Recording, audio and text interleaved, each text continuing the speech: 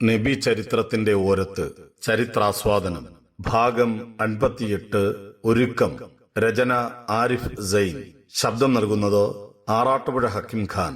ഒരുക്കം. നിങ്ങൾ പുറപ്പെട്ടത് നിങ്ങളുടെ ഒട്ടകങ്ങൾക്കും ചരക്കുകൾക്കും പ്രതിരോധം ഏർപ്പെടുത്താനായിരുന്നു. ദൈവാനുഗ്രഹത്താൽ അവ സുരക്ഷിതമാണിപ്പോൾ. അതിനാൽ നിങ്ങൾക്ക് തിരിച്ചു പോകാം. അബൂ സുഫിയാന്റെ അടിയന്തര സന്ദേശം ഖുറൈശി സഹസ്രാംഗപ്പടയ്ക്ക് ലഭിക്കുമ്പോൾ ഏറെ വൈകിയിരുന്നു. അപ്പോഴേക്കും മക്കയിൽ നിന്ന് ദിവസങ്ങൾ യാത്ര ചെയ്ത് ബദറിന് തെക്കുമാറിയുള്ള ജുഹ്ഫയിൽ അവർ തമ്പുകൾ ഉറപ്പിച്ചിരുന്നുവല്ലോ. ദൂതുമായി വന്നയാൾ താവളത്തിലെത്തി ശ്വാസകോശം വീർത്തു പൊട്ടുമാർ ഉച്ചത്തിൽ നടത്തിയ വിളംബരം ഖുറൈശി മൂപ്പന്മാരിൽ ആശ്വാസമുളവാക്കി എന്നത് നേര്. എന്നാൽ അവരുടെ തീരുമാനത്തിൽ നിന്ന് തരിമ്പും പിറകോട്ടില്ല. രക്ഷപ്പെട്ടുപോയ അബൂ സുഫിയാന്റെ നേതൃത്വത്തിലുള്ള കാഫിലയ്ക്കും ശത്രുക്കളായ മുസ്ലിങ്ങൾക്കും ഇടയിലായാണ് ആയിരപ്പട ഇപ്പോഴുള്ളത്. ശത്രുവിനെ നിലംപരിശാക്കാനായി കൈവന്ന അപൂർവാവസരമാണ്. ജയം സുനിശ്ചിതമായ സങ്കരഭൂമിയിലേക്ക് മുന്നേറുന്നതിൽ നിന്ന് അവരെന്തിനു പിന്മാറണം? ബദറിലേക്ക് മുന്നേറുക തീരുമാനം അന്തിമമായിരുന്നു.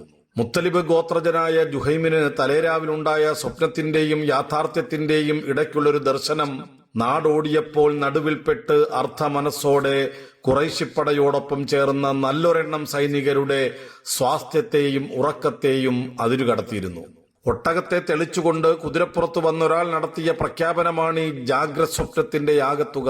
തലേരാവിലെ വിഹ്വലതയിൽ നിന്ന് ഇനിയും സംഭവലോകത്തിന്റെ തീരമണഞ്ഞിട്ടില്ലാത്ത ജുഹൈം പാതിബോധത്തിൽ തന്റെ വിചിത്ര സ്വപ്നം പങ്കുവെച്ചു തുടങ്ങി. കുതിരയെ നിർത്തി ആഗതൻ പ്രഖ്യാപിച്ചു, ഉത്ബയും ഷൈബയും അബുൽ ഹക്കമും ഉമയ്യയും കൊല്ലപ്പെട്ടിരിക്കുന്നു. അശ്വാരൂഢൻ പിന്നീട് എണ്ണിയ ക്രമത്തിൽ ജുഹൈം മറ്റു ഖുറൈശി നേതാക്കളുടെ പേരുകൾ പറഞ്ഞു. ഭീകരമായൊരു യുദ്ധത്തിന്റെ ദൃശ്യങ്ങൾ നേരിൽ കണ്ട് ചകിതനായി പോയവന്റെ ശബ്ദത്തിലും ഭാവത്തിലും അയാൾ തുടർന്നു. എന്നിട്ടയാൾ താൻ തെളിച്ചുകൊണ്ടുവന്ന ഒട്ടകത്തിന്റെ നെഞ്ചിൽ കഠാര ഇറക്കി നമ്മുടെ തമ്പുകളിലൂടെ അതിനെ അഴിച്ചുവിട്ടു. ആ മുറിവിൽ നിന്നു വീണ രക്തം പറ്റാത്ത തമ്പ് ഒന്നുപോലും അവശേഷിച്ചിരുന്നില്ല. ഇതാ മുത്തലിബ് കുടുംബത്തിൽ നിന്നും മറ്റൊരു പ്രവാചകൻ. പതിവ് പുച്ഛച്ചിരിയോടെയാണ് അബുൽ ഹക്കം എന്ന അബൂജഹൽ ജുഹൈമിന്റെ സ്വപ്ന വാർത്തയോട് പ്രതികരിച്ചത്. നബി സല്ലല്ലാഹു അലൈഹി വസല്ലമയുടെ പ്രപിതാമഹനായ ഹാഷിമിന്റെയും സഹോദരൻ മുത്തലിബിന്റെയും വംശങ്ങളെ ഒന്നായി പരിഗണിച്ചുകൊണ്ടായിരുന്നു അബൂജഹലിന്റെ മറ്റൊരു പ്രയോഗം. ജുഹൈമിന്റെ വെളിപ്പെടുത്തലിനു ശേഷം പടയാളികൾക്കിടയിൽ തൂങ്ങി നിന്ന ദൂനതയകറ്റാനായി തൊണ്ട പൊട്ടി അയാൾ വിളിച്ചു പറഞ്ഞു, ദൈവമാണ്, ബദറിലെത്തുന്നതുവരെ നമുക്ക് മടക്കമില്ല. 3 ദിവസം നാം അവിടെ തിന്നും കുടിച്ചും മതിച്ചും രമിച്ചും കഴിച്ചുകൂട്ടും. നമ്മൾ എങ്ങനെയാണ് ബദറിലേക്ക് മുന്നേറിയതെന്നും നമ്മുടെ ആയിരപ്പട എவ்விധമാണ് ധൈര്യവും ശൗര്യവും പുറത്തെടുത്തതെന്നും വിജയത്തെ തുടർന്ന് വന്നു ചേരുന്ന പുലരിയിൽ അറബികൾ കേൾക്കും. ആദര സന്ത്രാസങ്ങളോടെ അവർ നമുക്ക് വേണ്ടി എഴുന്നേറ്റു നിൽക്കും. അതിനാൽ ബദറിലേക്ക് നീങ്ങുക. സഖ്യകക്ഷി ബനു സുഹറയോടൊപ്പം വന്നിരിക്കുന്ന അഹ്നസ് ബിൻ ഷരീഖ് ഷഠനും ഭോഷനുമായ അബൂജഹലിന്റെ അഹന്താപൂർണമായ ജൽപ്പനങ്ങൾക്ക് ചെവി കൊടുക്കാതിരിക്കാൻ തന്റെ ആളുകളോട് ആവശ്യപ്പെട്ടു. അവർ ഒന്നടങ്കം ജുഹ്ഫയിൽ നിന്ന് നേരെ മക്കയിലേക്ക് മടങ്ങി. ഹാഷിം മക്കളെ, നിങ്ങൾ ഞങ്ങളോടൊപ്പം വന്നെങ്കിലും നിങ്ങളുടെ മനസ്സ് മുഹമ്മദിനോടൊപ്പമാണ് എന്ന് ചൂടേറിയ ഒരു വാക്തർക്കത്തിനിടെ ഖുറൈശി നേതാക്കളിൽ ചിലരുടെ വായിൽ നിന്ന് ചാടിയതോടെ അബൂ താലിബിന്റെ പുത്രൻ താലിബും കുറച്ചാളുകളോടൊപ്പം മക്കയിലേക്ക് തിരിച്ചു. എന്നാൽ എളാപ്പ അബ്ബാസ് ഖുറൈശിപ്പടയെ തുടർന്നും അനുഗമിക്കും. 3 സഹോദര പുത്രരെ അബ്ബാസ് കൂടെ നിർത്തുകയും ചെയ്തു. മൂത്ത സഹോദരൻ ഹാരിസിന്റെ പുത്രന്മാരായ അബൂ സുഫിയാൻ, നൗഫൽ, അബൂ താലിബിന്റെ മറ്റൊരു പുത്രൻ അക്കീൽ. കുന്നിനപ്പുറത്ത് അല്പം വടക്കുകിഴക്ക് മാറി മുസ്ലിങ്ങൾ അവരുടെ തമ്പുകൾ അഴിക്കുകയായിരുന്നു. അപ്പോൾ ശത്രുവെത്തുന്നതിനു മുമ്പ് ബദറിലെ ജലാശയത്തിനടുത്തെത്തണമെന്ന് പ്രവാചകൻ സല്ലല്ലാഹു അലൈഹി വസല്ലം ഉറപ്പിച്ചിരുന്നു. അത് വളരെ വളരെ പ്രധാനമാണ് എന്ന് അദ്ദേഹത്തിന് നിശ്ചയമുണ്ട്. അതിനാൽ ഉടൻ ബദറിന്റെ ഭാഗത്തേക്ക് മുന്നേറാൻ അദ്ദേഹം അനുയായികൾക്ക് നിർദ്ദേശം നൽകി. യാത്ര ആരംഭിച്ച് വൈകാതെ മഴ പെയ്തു തുടങ്ങിയിരുന്നു. അള്ളാഹുവിന്റെ അനുഗ്രഹമായി പതിച്ച വർഷബിന്ദുക്കളേറ്റ് പ്രവാചകൻ സല്ലല്ലാഹു അലൈഹി വസല്ലമയുടെ മനസ്സ് ഹർഷസാന്ദ്രമായി. സംഘാംഗങ്ങളെ അത് ഉന്മേഷിപ്പിച്ചു. അവർ കടന്നു പോകേണ്ട എൽ താഴ്വരയിലെ പൊടിയടങ്ങുകയും നിലം നീരേറ്റ് മാർദ്ദവമാവുകയും ചെയ്തു. മുസ്ലിം സൈന്യത്തിന്റെ ഇടതുവശത്തുള്ള ബദർ താഴ്വരയ്ക്ക് അഭിമുഖം നിൽക്കുന്ന അക്കൻകൽ കുന്ന് കയറാനിരിക്കുന്ന ശത്രുസേനയ്ക്ക് മഴ സമ്മാനിക്കുക ചളിയും വഴുപ്പുമായിരിക്കും. ഖുറൈശികളുടെ മുമ്പോട്ടുള്ള യാത്രയിൽ അവ തടസ്സമാവുകയും ചെയ്യും. അകൻകലിന്റെ ചെരിവ് കുറഞ്ഞ ഭാഗത്താണ് കിണറുകളുള്ളത്. കടന്നു വന്നപ്പോൾ തന്നെ കണ്ട കിണറിനരികിൽ നിലയുറപ്പിക്കാൻ പ്രവാചകൻ സല്ലല്ലാഹു അലൈഹി വസല്ലം നിർദ്ദേശിച്ചു. ഖസറജിയായ മുൻദറിന്റെ പുത്രൻ ഹുബാബ് സംശയവുമായി നബി സല്ലല്ലാഹു അലൈഹി വസല്ലമയുടെ അടുത്തെത്തി. തിരുദൂതരെ, നാം ഇപ്പോൾ നിലയുറപ്പിച്ചിരിക്കുന്ന ഈ സ്ഥലത്തു നിന്ന് മുന്നോട്ടു പോവുകയോ പിൻവാങ്ങുകയോ ചെയ്യേണ്ടതില്ലെന്നത് അള്ളാഹുവിന്റെ കൽപ്പനയാണോ, അതോ യുദ്ധതന്ത്രത്തിന്റെ ഭാഗമായുള്ള അങ്ങയുടെ അഭിപ്രായമോ? എന്റെ അഭിപ്രായം മാത്രം, അദ്ദേഹം പറഞ്ഞു. എങ്കിൽ ഇത് നമുക്ക് നിൽക്കാൻ പറ്റിയ ഇടമല്ല. അതിനാൽ ഹുബാബ് തുടർന്നു, ശത്രുപാളയത്തിനടുത്ത വലിയ നീർത്തടത്തിനരികിലേക്ക് അങ്ങ് ഞങ്ങളെ നയിച്ചാലും നമുക്കവിടെ നിലയുറപ്പിക്കാം. അതിനപ്പുറമുള്ള കിണറുകൾ മണ്ണിട്ട് നികത്താം. എന്നിട്ട് ശത്രുവിനോട് പൊരുതാം. നമുക്ക് കുടിനീര് ലഭിക്കും, ശത്രുവിനത് ലഭിക്കുകയുമില്ല. രണ്ടാമത് ഒരു ആലോചനയുടെ ആവശ്യമുണ്ടായിരുന്നില്ല. ഹുബാബിന്റെ അഭിപ്രായം സ്വീകരിച്ച് ആ പദ്ധതി വിശദാംശങ്ങളോടെ നടപ്പാക്കി. അപ്പുറമുള്ള കിണറുകൾ നികത്തി പകരം വലിയൊരു ജലസംഭരണി നിർമ്മിച്ചു. അള്ളാഹുവിന്റെ പ്രവാചകരെ, ഞങ്ങൾ അങ്ങേക്കായി ഒരു കൂടാരം പണിതാലോ? അതിനടുത്തായി ഒരൊട്ടകത്തെയും ഒരുക്കി നിർത്താം. ഞങ്ങൾ ചെന്ന് ശത്രുവിനെ നേരിടും. സഅദ് ബിൻ മുആദ് നബി സല്ലല്ലാഹു അലൈഹി വസല്ലമയെ സമീപിച്ചുകൊണ്ട് പറഞ്ഞു. തിരുദൂതർ സഅദിനെ നോക്കി പുരികം വളച്ച് എന്തിന് എന്ന് ചോദിക്കാതെ ചോദിച്ചു. സഅദ് പറഞ്ഞു, അള്ളാഹു വിജയമരുളി നമ്മളെ ജേതാക്കളാക്കുകിൽ അത് അത്യന്തം ആഹ്ലാദദായിയായിരിക്കും. അതാണ് നാം അഭിലഷിക്കുന്നതും. അതല്ല, വിജയം എതിരാളിക്ക് അനുകൂലം നിൽക്കുകയാണെങ്കിലോ? അങ്ങ് ഒട്ടകപ്പുറത്തേറി മദീനയിൽ അവശേഷിച്ച നമ്മുടെ ആളുകളോടൊപ്പം ചേരണം. അവരിൽ പലരും ഇപ്പോൾ അങ്ങയെ അനുഗമിച്ചിട്ടില്ല. സഅദ് തുടർന്നു, അള്ളാഹുവിന്റെ പ്രവാചകരെ, അങ്ങയോടുള്ള ഞങ്ങളുടെ സ്നേഹത്തെക്കാൾ ഒട്ടും കുറവല്ല അവരുടേതും. അങ്ങേക്ക് ഈ യാത്രയിൽ ഒരു യുദ്ധത്തെ അഭിമുഖീകരിക്കേണ്ടി വരുമെന്ന ധാരണയുണ്ടായിരുന്നുവെങ്കിൽ അവരാരും ഇപ്പോൾ മദീനയിൽ അവശേഷിക്കുമായിരുന്നില്ല. നമ്മോടൊപ്പം ഇവിടെയുണ്ടാകുമായിരുന്നു. അവരിലൂടെ അള്ളാഹു താങ്കളെ സംരക്ഷിക്കും. അവർ അങ്ങേക്ക് നല്ല സഹചരരായിരിക്കും.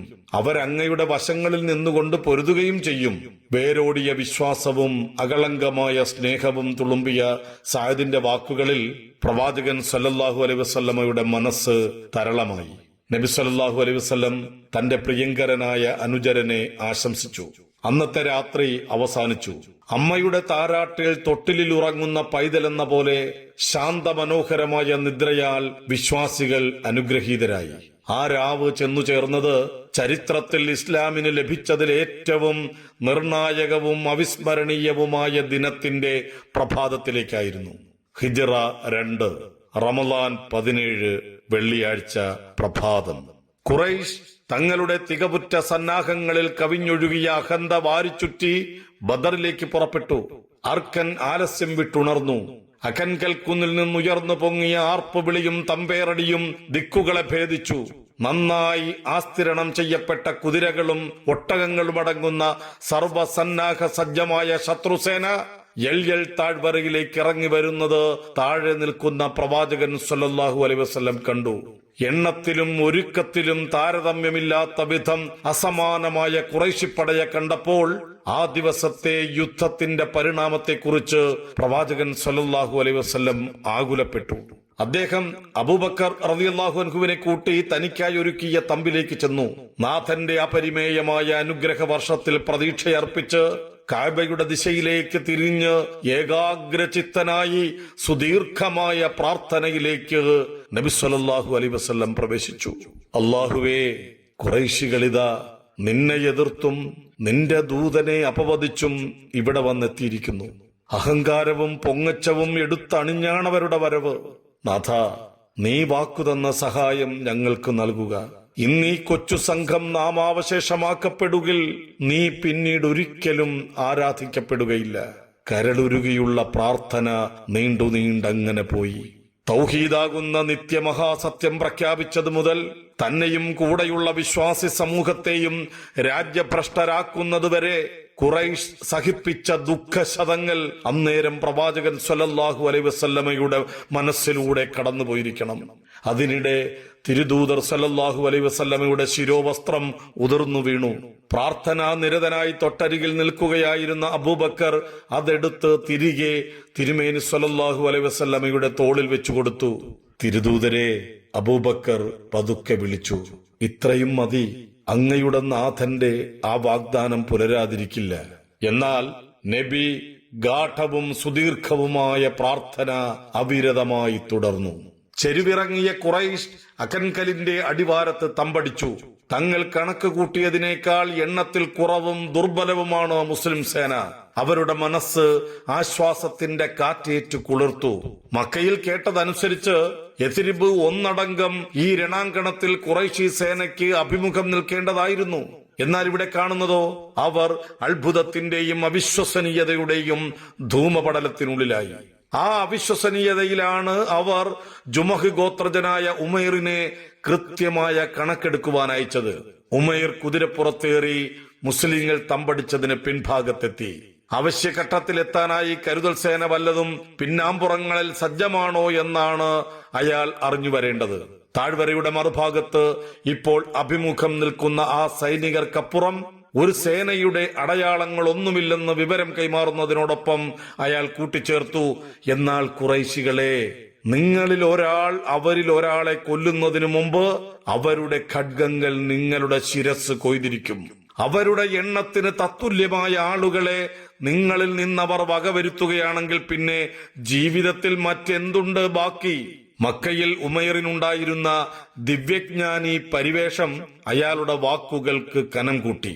അനിതരമായൊരു ഭയപ്പാടിന്റെ വിദ്യുല്ലത സൈനികർക്കിടയിലൂടെ പാഞ്ഞു. ഖദീജയുടെ അർത്ഥ സഹോദരൻ ഹക്കീം ഇത് കേട്ടതും അവസരം മുതലാക്കി അബ്ദുഷംസിന്റെ തമ്പുകളിലെത്തി ഉത്ബയെ കണ്ടു. അബുൽ വലീദ്, താങ്കൾ ഖുറൈശികളിലെ മഹാനായ മനുഷ്യനാണ്, അവരുടെ നേതാവാണ്. താങ്കൾ പറയുന്നത് അവരനുസരിക്കും. അന്ത്യനാൾ വരെ താങ്കൾ പ്രശംസിക്കപ്പെടണമെന്ന് ആഗ്രഹമുണ്ടോ? അതെങ്ങനെ? ഉത്ബ ചോദിച്ചു. അവരെ തിരിച്ചു കൊണ്ടുപോകൂ. ഹക്കീം തുടർന്നു. താങ്കളുടെ സഖ്യകക്ഷിയിൽപ്പെട്ട അംർ അൽ ഹദറമിയുടെ കൊലയുടെ ഉത്തരവാദിത്വം താങ്കൾ തന്നെ ഏറ്റെടുക്കുക. നഖലയിൽ വെച്ച് അബ്ദുല്ലാഹ് ബിൻ ജഹ്ഷിന്റെ സംഘത്തിന്റെ കയ്യാൽ നടന്ന കൊലയിലൂടെ ഉരുത്തിരിഞ്ഞ യുദ്ധ സാഹചര്യത്തെ ഇല്ലാതാക്കുക. കൊല്ലപ്പെട്ടയാളുടെ സഹോദരൻ ആമിർ അൽ ഹദറമി ഖുറൈശിപ്പടയോടൊപ്പം ചേർന്നത് മുസ്ലിങ്ങളോട് പ്രതികാരം ചെയ്യണമെന്ന ഉത്കടമായ അഭിലാഷത്തോടെയാണ്.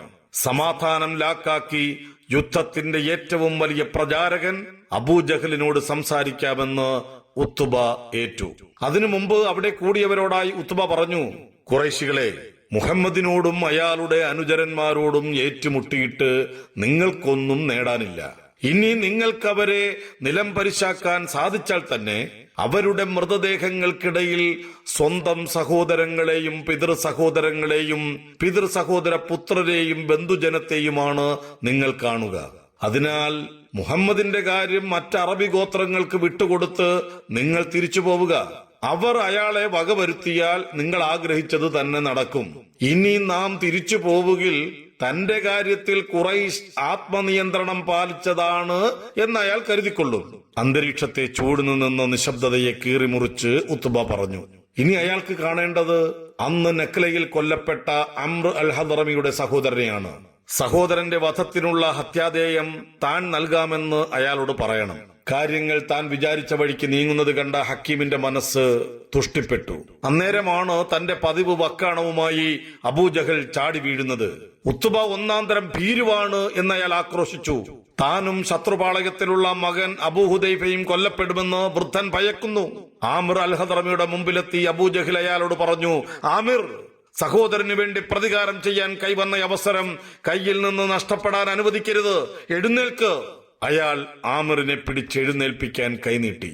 സ്വന്തം സഹോദരന്റെ രക്തത്തിന് പ്രതികാരം ചെയ്തേ അടങ്ങൂ എന്ന നിങ്ങളുടെ പ്രതിജ്ഞ ഇവരെയൊക്കെ ഓർമ്മിപ്പിക്കുക.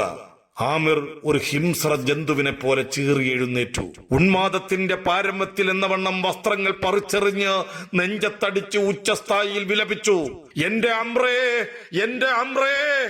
അയാൾ നാടകീയമായി പ്രതികരിച്ചതോടെ ചെറുകനലായി എരിഞ്ഞമരുകയാണെന്ന് തോന്നിച്ച സംഘർഷം അല്പായുസ്സായൊരു ശാമന പ്രതീക്ഷയ്ക്ക് പിന്നാലെ രാക്ഷസ നാളങ്ങളായി ആളിയുയർന്നു. വിശുദ്ധ മനസ്സുകളിലെ ലോലസ്ഥലികളിൽ പ്രതികാരത്തിന്റെ അഗ്നിശൈലം ചീർത്തെറിച്ചു. ഇനി ഉത്തുബയല്ല, ആര് വിചാരിച്ചാലും അവരെ തടയാനാകില്ല.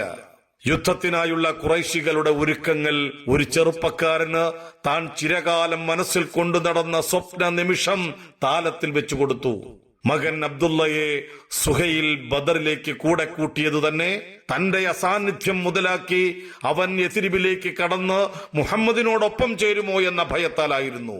ജുമഹ് ഗോത്രമൂപ്പൻ ഉമയ്യയും സമാനമായ ഭയപ്പാടിൽ മകൻ അലിയെ ബദറിലേക്ക് കൂട്ടിയിരുന്നു. വിശ്വാസം ആത്മാവിന്റെ ആഴങ്ങളിലേക്ക് ഇറങ്ങിയ മുസ്ലിമാണ് അബ്ദുള്ളയെങ്കിൽ അലി വെറുമൊരു സന്ദേഹിയായിരുന്നു. ഖുറൈശി തമ്പുകൾക്കരികിലെ മണൽക്കൂനകളിലൂടെ മുങ്ങാങ്കുഴിയിട്ട് പതുങ്ങി അബ്ദുള്ള മുസ്ലിം പാളയത്തിലെത്തി നേരെ പ്രവാചക സന്നിധിയിലേക്ക് ചെന്നു. ഇരുവർക്കുമിടയിൽ സമാഗമത്തിന്റെ ആഹ്ലാദം തിരതല്ലി. അബ്ദുള്ള അളിയന്മാരായ അബൂഹുദൈഫയെയും അബൂസബയെയും ആലിംഗനം ചെയ്തു. കടുത്തൊരു യുദ്ധത്തിന്റെ പശ്ചാത്തഭൂമിയിൽ പുനഃസമാഗമത്തിന്റെ തണുവേറ്റ് വിശ്വാസികളുടെ മനം കുളിർത്തു. പ്രിയമുള്ളവരെ, നിങ്ങൾ ഇതുവരെ കേട്ടത് നബി ചരിത്രത്തിന്റെ ഓരത്ത് ചരിത്രാസ്വാദനം ഭാഗം 58 ഒരുക്കം. രചന ആരിഫ് സെയ്ൻ.